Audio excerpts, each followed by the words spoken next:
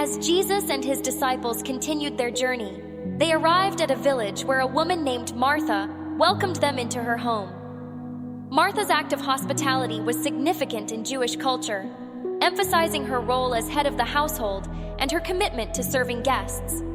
Martha had a sister named Mary, who, unlike her, chose to sit at the feet of Jesus, listening attentively to his teachings.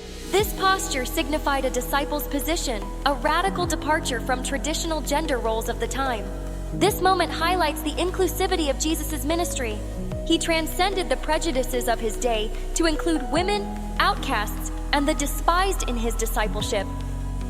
Martha, however, was distracted by the many preparations that had to be made.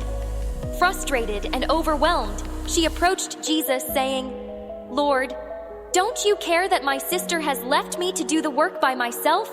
Tell her to help me." Martha's anxiety about her duties revealed a common struggle, the tension between duty and devotion. While her worry was understandable, it illuminated the conflict between serving others and focusing on spiritual matters. Jesus, understanding Martha's dilemma, responded with deep affection. "Martha, Martha," he said calmly, "you are worried and upset about many things, but few things are needed, or indeed only one.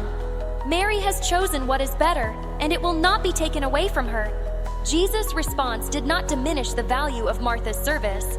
Instead, it emphasized the importance of prioritizing spiritual nourishment. His words encouraged all believers to balance service with devotion, focusing on eternal truths over temporary concerns. Reflecting on this encounter, one might consider their own priorities. Are we like Martha, consumed by responsibilities, or like Mary, devoted to the word of the Lord? Is one aspect more desirable than the other, or is there room for both in our lives? The story of Mary and Martha challenges us to find a balance between duty and devotion. It reminds us to prioritize eternal matters over temporary concerns. Martha's character represents the diligent and practical aspects of Christian life, while Mary embodies the contemplative and receptive spiritual side. Both service and contemplation are essential on our spiritual journey. Service should not overshadow our attention to the Word of God. Instead, we should learn to serve from a place of overflow after first spending time with Jesus. As we serve others and God, the greatest disservice we can do to ourselves is to fail to host the presence of God. Remember, Jesus is the same yesterday, today, and forever. He still calls and includes those who are unloved, rejected, neglected, dejected, and despised to sit at his feet.